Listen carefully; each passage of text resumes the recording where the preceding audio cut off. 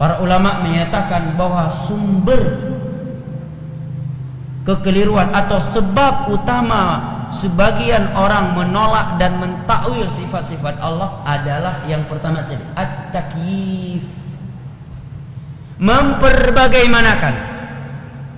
Dia baca ayat Allah, Ar-Rahmanu 'alal 'arsy istawa bal yadahu mabsuutatan yunfiqu kaifa yasha.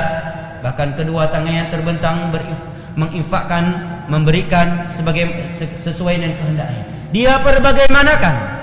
Maka kata para ulama, manusia ini ketika memperbagaimanakan, maka yang terbesit di dalam benaknya, di dalam hatinya adalah dengan sesuatu yang telah dia lihat. Ya kan? Dia akan menganggap itu sama dengan sesuatu yang pernah dia lihat atau yang pernah dia dengar. Dan semuanya makhluk.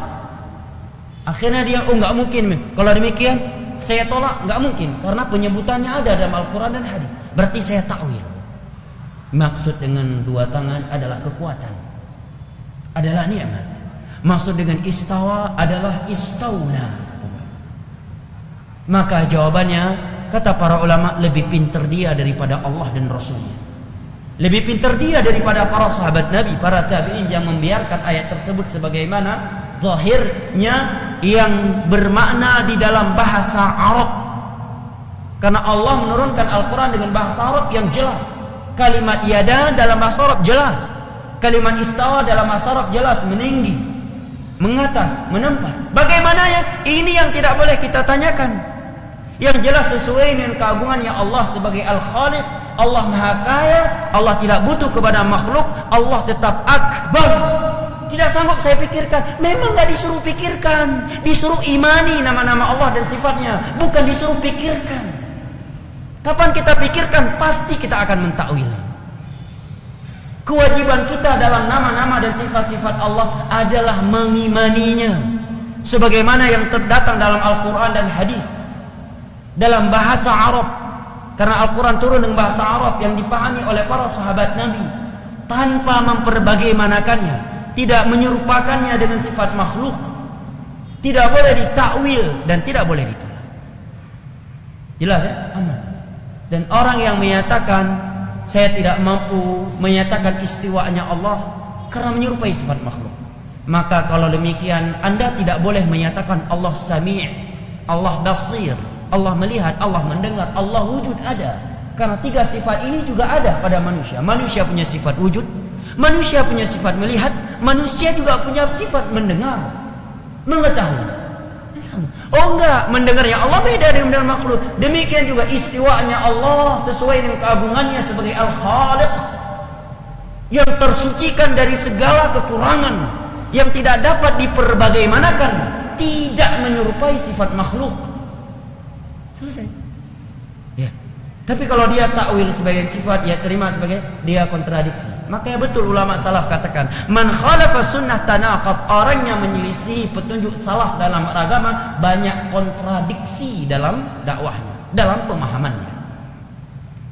Dan istawa, saya ingatkan di sini, tidak boleh diartikan dengan semanyam. Mengartikan istawa dengan semanyam ini kekeliruan yang sangat fatal. Karena bersemanyam dalam kamus bahasa besar Indonesia artinya apa? Sinonim apa? Duduk, ya kan? Kalimat istawa yang diterangkan oleh para ulama, disebutkan oleh Al-Imam Ibnu Qayyim dalam kitabnya An-Nuniyah, tidak ada satupun dari makna duduk di dalamnya. Tapi makna yang ala, wartafa'a, wa qasada, wastaqar. Empat ini makna yang datang dari ulama salaf. Meninggi, mengatas, ya, bertempat dan menuju. Bagaimana ya? Sesuai dengan keagungannya Allah. Allah tetap akbar, Allah khaliq, Allah maha kaya, Allah tidak diliputi oleh arah. Allah akbar, Allah ghani. Tidak sanggup saya pikirkan. Memang jangan dipikirkan. Yang diperintahkan oleh Allah dan Rasulnya adalah mengimani, bukan memikirkan. Ini dalam bab akidah. Jelas ya? Makanya telah saya bacakan pada pertemuan yang lalu bagaimana Imam Malik marah ketika ada orang yang bertanya tentang istiwa bagaimananya, ya kan? Beliau menjawab, al-istiwa ma'lum, kalimat istawa dalam bahasa Arab ma'lum, wal imanu bihi wajib, mengimaninya sebuah kewajiban karena datang dalam sekian ayat dari Al-Quran, datang dari hadis-hadis Nabi, datang dari para sahabat Nabi. Wal kaifu anhu majhul. Bagaimananya kita nggak tahu karena Allah tidak memberitahukan kepada nabinya. Nabi pun tidak memberitahukan kepada para sahabatnya bagaimana istiwanya Allah. Dan para sahabat pun tidak memberitahu kepada para tabi'in. Tabi'in juga tidak memberitahukan kepada kami. Wasu'alu anhu bidah, menanyakan bagaimananya istiwanya Allah, ini adalah bidah. Karena Nabi tidak menanyakan kepada Allah. Nabi lebih cerdas, Nabi lebih semangat. Sebagian orang bertanya, baik kalau kita katakan Allah beristiwa di atas syaraf, lalu di mana Allah sebelum menciptakan langit dan bumi? Karena Allah menerangkan dirinya beristiwa di atas syaraf setelah Allah menciptakan langit dan bumi. Kalau demikian, di mana Allah sebelum menciptakan langit dan bumi? Na'udzubillah dari perkataan yang seperti ini. Kata para ulama, qif min haitsu waqaf. Berhentilah kamu di mana Nabi, para sahabat, ulama salah berhenti di situ dalam bab akidah. Nabi turun kepadanya 7 ayat dalam Al-Quran yang menerangkan istiwa Allah. Nabi tidak pernah bertanya, Allah di mana engkau sebelum menciptakan langit dan bumi. Nabi membacakan ayat-ayat istiwanya Allah kepada para sahabatnya. Tidak ada satupun sahabat yang bertanya, di mana engkau kalau demikian sebelum menciptakan langit dan bumi. Para tabi'in, orang-orang yang cerdas, orang-orang yang memiliki semangat tinggi dalam beragama, tidak ada satupun yang bertanya kepada para sahabat, kalau demikian di mana Allah sebelum menciptakan langit dan bumi. Kata Imam Malik, menanyakannya adalah bid'ah. Ini kata Imam Malik. Ini bab asma wa sifat. Berulang kali saya tekankan ini karena penyimpangan dalam bab asma wa sifat sangatlah banyak. Ya. Penyimpangan dalam tauhid uluhiyah banyak, tetapi lebih banyak lagi kata para ulama dalam bab asma wa sifat. Banyak orang bagus tauhid uluhiyahnya, dalam bab asma wa sifatnya dia mumatsilah, dia mu'attilah, dia mulhidah.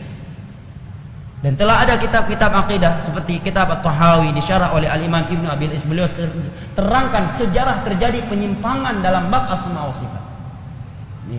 Yang pada dasarnya adalah menggunakan akal. Yang kedua, karena banyaknya kitab-kitab filsafat Yunani yang diterjemahkan ke dalam bahasa Arab di zaman khalifah yang jahat Ma'mun, yang memenjarakan Imam Ahmad dan mencambuk Imam Ahmad sampai tulang punggung beliau patah, dan membunuh sekian ulama, dan memerintahkan tokoh ahlul bidah di masa itu yang bernama Ibnu Abi Du'ad menerjemahkan kitab-kitab Yunani yang membahas filsafat ke dalam bahasa Arab.